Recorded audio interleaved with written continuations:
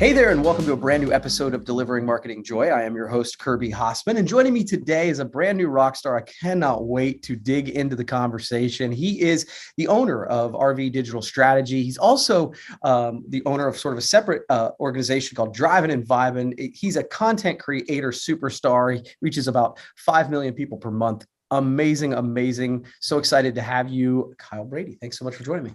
Hey, thanks for being here today. I love marketing. I love talking about anything related to it. I love it. I love it. Cool. Well, let me dig in because I'm so fascinated by you and the whole driving and vibing thing. So in doing a little research about you, you sort of ditched the 9 to 5, you and your wife, and became full-time RVers. I can't wait to hear a little bit about that. How did you come to make that decision? Totally. This was about 6 years ago, before RVing was even as popular as it is today. But basically, I was a full-time musician. My wife was working in the service industry. We were getting along just well with our careers locally, but we kept seeing on Instagram people traveling the country. One of our great friends took a month-long road trip. I was so inspired. We were on a walk one day, my wife and I, and thought, we want to take a road trip, but we want it to last a year. Let's give ourselves 1 year to plan. And a year from today, we will hit the road and see what it's all about.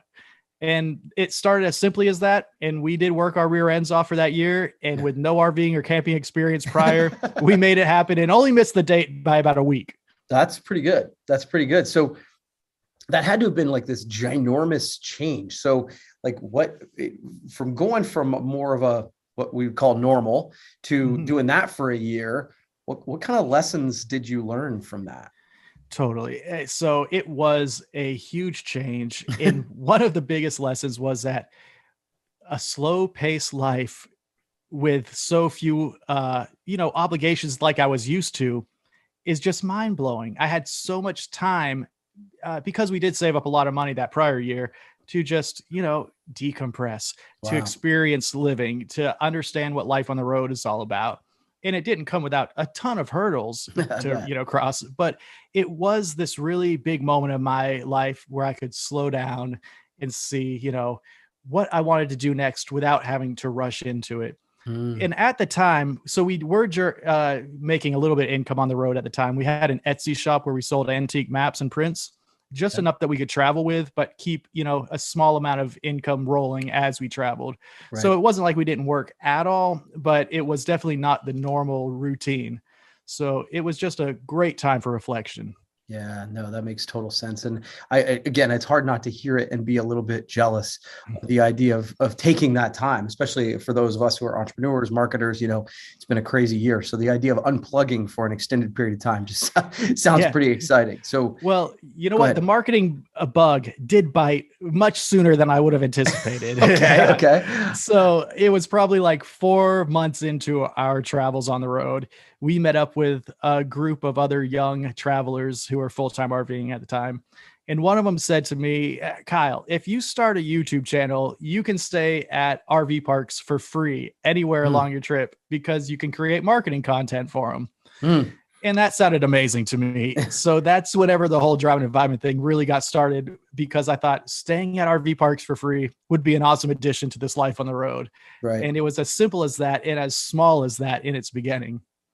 Yeah. So how did that, and I know I'm going off script on my questions a little bit, but I'm super curious. How did that evolve? Like, did you just shoot one and then it took off? How'd it go?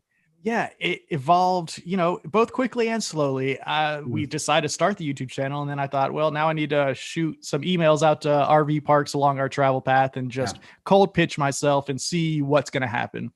And within the first few weeks, we landed some, I thought, oh, this is amazing. Let's go. Let's create the content about the park. Let's create some content about the local area. Maybe we'll put out a few YouTube videos a month and see what happens.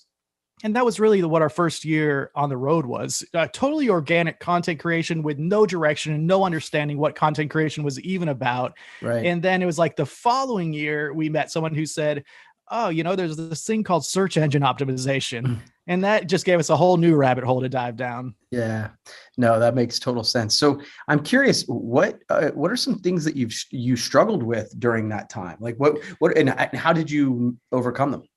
Totally. It was struggle after struggle when it comes to understanding, because as a musician, I had no marketing knowledge. I had no content creation knowledge going into this new venture. So it was a slow, rough learning period. A Mm-hmm. lot of hours went into creating content without seeing any reward because it was all lacking the direction.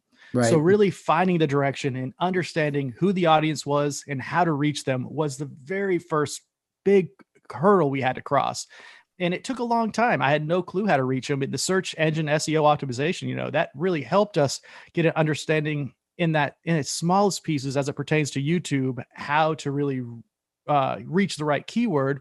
But then it also took another year or two to really even understand who's watching.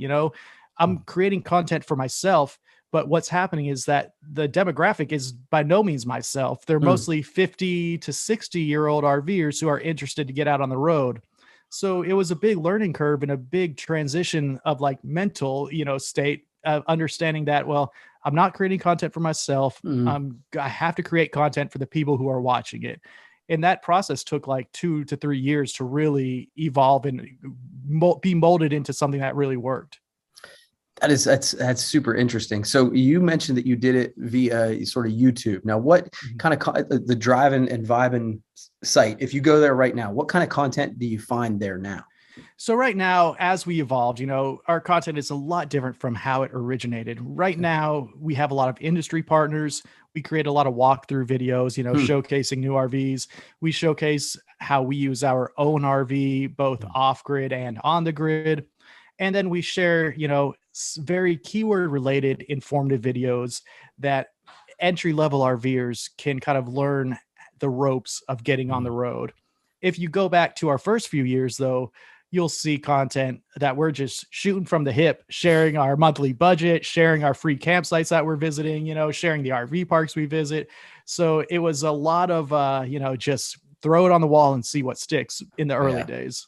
I totally, I totally relate to the Yeah. idea. Like the Delivering Marketing Joy, the show you're on right now. This was the first time I found traction and, Mm, kept going. But before that, that's exactly right. I was like, I should yeah. write something. I should do this. And so I totally understand. Now, based on that, how often do you post? Did you, when you started, how often did you do it? And then how often do you post now? So when we were first started, as we were really learning, it was maybe once a week or so. Mm-hmm. As we tried to evolve that initial kind of YouTube phase into something bigger, we thought daily posting would work, and that totally did work. But the bandwidth that it took up within our lives was Yeah. immense, and so we just could not, continue with that. But now we have built an internal team, and our YouTube creation has really taken the back burner to kind of our written content Mm. creation, Yeah. where we're posting 3 or 4 pieces of content a day, but with the support of an internal team we built to really help us put that out to the RVing community. That makes sense. And again, from an SEO perspective, I'm sure the written content does well for you too. No, that's really cool. Okay. Final question. This has been fun. Again, Yeah. I'm totally fascinated by this. I actually have a friend who did this for a year, and Mhm. I can't ask enough questions because it's just so interesting that you did this. So because you sort of had that moment where you're like, all right, I need to uh, do this adventure. I want to do Yeah. this for a year. What's something you recommend people start doing today to Mm. make their life or their business better? Totally. I mean, this is a great question, and it's so unique for everyone to answer. Mhm. And what I've found works for me is just follow that such quiet voice within me Mhm. that won't stop persisting, Mhm. So it's Yeah. like there are these small callings that I feel, and I have to follow them and trust that they'll lead somewhere. Whenever Mhm. we began life on the road, I had no idea that I would grow multiple businesses out of it, and in a very organic and natural flowing way. But it's like just following the steps after steps, and having faith that that calling that is persistent within you is valid, and it's worth exploring. Mhm. It's a hard sell to tell someone to quit their job and go follow that, and I Yeah. wouldn't necessarily recommend it. But there are things that all of us, or at least I know I can do every day, that can move that mission forward within myself to really explore that thing that resonates with inside me. Yeah, it makes a ton of sense. And I'm curious. So one of the things you mentioned, and I just want to clarify, Mhm. you came up with this idea But then you took a year to plan for it, right? It wasn't like you just Oh, rushed out yes. and you know what I mean? Like, and there's something there too. You're so right. And, and as we reflect, my wife and I, back on our whole journey, we're back in a house right now and we're no longer living on the road, but the whole journey lasted about 6 years. Hmm. And that first year when we weren't on the road, where we were just researching, where we were working our rear ends off and planning, that was equally as rewarding as our Hmm. first year out there Yeah. traveling. And Yeah. it's so hard for some people to, comprehend or believe that, but it's so true because the mission was so clear and our Yeah. intention was so clear that the reward every day as we got closer to the goal, it was satisfying as being out there looking at the Grand Canyon or, going to Zion National Park. Yeah, I actually 100% believe that. I always joke that just planning a vacation, often Mhm. the planning of the vacation is almost as fun as going Yes. on the actual vacation. And so what you did there is obviously you set a goal, you chase something that was urging, but you put a timeline on it too. You're like, hey, a Yeah, year from now, we're doing this thing. And I think exactly. that drives results too. And it helped that we did have the time to watch thousands of YouTube videos in the meantime, to learn ourselves how to do it. Because if we would have jumped in that next month, we would have set ourselves up for failure. Yeah, totally. Well, hey, real quick, where can they? Because this is totally Yeah. fascinating. I got somebody emailed me the link, so I got to go there. But can you give Awesome. them the website where they can find the driving and vibing and everything? Yeah. So it's drivingvibing.com, no G's. And that's just going to be where you can see the work in the trenches. Yeah, If you want to see from kind of a marketing point of view, kylebrady.com love it. kind of tells the, how we do it behind the scenes, reaching the folks. So either of those sites, you can see it in the trenches or you can see it from concept. I love it. All right. Well, Kyle, thank you so much for taking the time. I really Yeah, appreciate it. This has been super interesting. We'll have to do it again. Okay. I would love to. Thanks for having me. No problem. That's going to wrap up this edition of Delivering Marketing Joy. We'll see you next time.